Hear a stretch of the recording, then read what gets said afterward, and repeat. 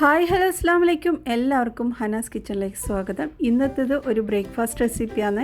അപ്പോൾ ഇതൊരു വെറൈറ്റി ആയിട്ടുള്ള ദോശയാണ്. അപ്പോൾ ഇത് എങ്ങനെ ഉണ്ടാക്കുന്നത് നോക്കാം. വീഡിയോയിലേക്ക് കിടക്കാം.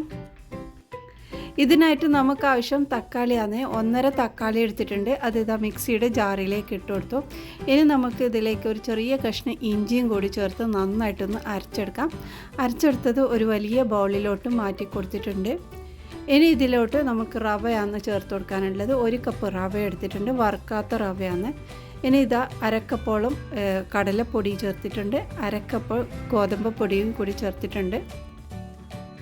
ഇനി നമ്മൾ തക്കാളി അരച്ച ആ ഒരു മിക്സിയിലേക്ക് അരക്കപ്പ് വെള്ളം കൂടി ഒഴിച്ചിട്ട് ഇതിലേക്ക് ഒഴിച്ച് നന്നായിട്ടൊന്ന് മിക്സാക്കി എടുക്കാം. അപ്പോൾ ഈ മിക്സാക്കുന്ന സമയത്ത് നമുക്കിതിലേക്ക് കുറച്ച് ഉപ്പും കൂടി ചേർത്തിട്ട് നന്നായി മിക്സാക്കി മാറ്റി വെക്കാം. ഇതൊരു 10 മിനിറ്റെങ്കിലും നമുക്കിത് റെസ്റ്റ് ചെയ്യാൻ വെക്കാം. ഇനി ഇത് പാനിലോട്ട് കുറച്ച് വെളിച്ചെണ്ണ ഒഴിച്ചു കൊടുക്കാം. ഇനി ഇതിലേക്ക് നമുക്ക് കുറച്ച് കടുക് ചേർത്ത് കൊടുക്കാം. കടുക് ഒന്ന് പൊട്ടി വരുമ്പോൾ കുറച്ച് ചെറിയ ജീരകം ചേർത്ത് കൊടുക്കുന്നുണ്ട്. 1 ടീസ്പൂൺ ചെറിയ ജീരകം, 1 ടീസ്പൂൺ ഉഴുന്ന്, 1 ടീസ്പൂൺ കടലപ്പരിപ്പ്, ഇതെല്ലാം കൂടി നന്നായിട്ടൊന്ന് ഇളക്കിയെടുക്കാം. ഇനി ഇതിലേക്ക് നമുക്ക് ചെറിയൊരു കഷ്ണം സവാളയാണ് ചേർക്കുന്നത്. സവാള ചെറുതായിട്ട് നല്ലോണം ചെറുതായിട്ട് കട്ട് ചെയ്യണം. ഇനി അതുപോലെ 2 പച്ചമുളകും ചേർത്ത് കൊടുത്തിട്ടുണ്ട്. ഇതെല്ലാം കൂടി നന്നായിട്ട് ഇളക്കിയെടുക്കാം. ഇനി ഇതിലേക്ക് ഞാൻ കുറച്ച് കറിവേപ്പിലയും കൂടി ചേർക്കുന്നുണ്ട്. കറിവേപ്പിലയ്ക്ക് പകരമായിട്ട് നമുക്ക് മല്ലിയില വേണമെങ്കിൽ അതും ചേർക്കാം കേട്ടോ. അപ്പോൾ ഇതെല്ലാം റെഡി ആയിട്ടുണ്ട്. ഇനി നമുക്കിത് ലാസ്റ്റ് കുറച്ച് കായപ്പൊടിയും കൂടി ചേർത്ത് കൊടുക്കുന്നുണ്ട്. ഇനി ഈ വറുത്ത് വെച്ചത് നമ്മുടെ ഈ ഒരു റവയിലേക്ക് ഇട്ട് കൊടുക്കേണ്ടതാണ്. അപ്പോൾ ഇത് നല്ല തിക്കായിട്ടാണ് ഇപ്പോൾ ഉള്ളത്. ഇതിലേക്ക് നമ്മൾക്ക് ഇതും കൂടി ചേർത്ത് കൊടുത്തിട്ട് നന്നായിട്ടൊന്ന് ഇളക്കിയെടുക്കാം.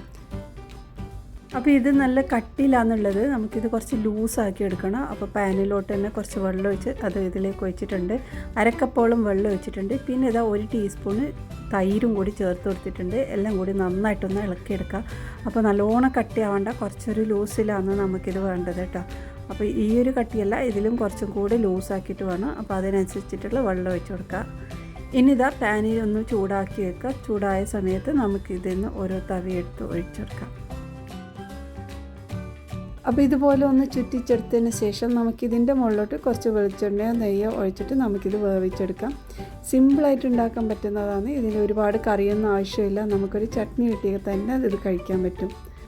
ഒരു ഭാഗം വെന്ത് കഴിഞ്ഞാൽ നമുക്കിത് തിരിച്ചിട്ടിട്ട് ആ ഒരു ഭാഗവും നല്ലൊരു മുരിയിച്ചെടുക്കണം. ചെറുതായിട്ടൊരു ഗോൾഡൻ കളർ ആവുന്നവരെ നമ്മൾ ഇതുപോലെ ചെയ്തെടുക്കണം. അപ്പോൾ ഇതുപോലെ എല്ലാ ദോശയും ചുട്ടെടുക്കാം.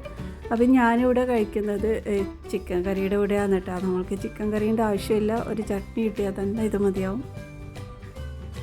അപ്പോൾ ഇന്നത്തെ ഈ ഒരു റെസിപ്പി നിങ്ങൾക്ക് ഇഷ്ടമായിട്ടുണ്ടാകുമെന്ന് വിശ്വസിക്കുന്നു. ഇനി അടുത്ത നല്ല റെസിപ്പിയുമായി വീണ്ടും വരാം. ബൈ.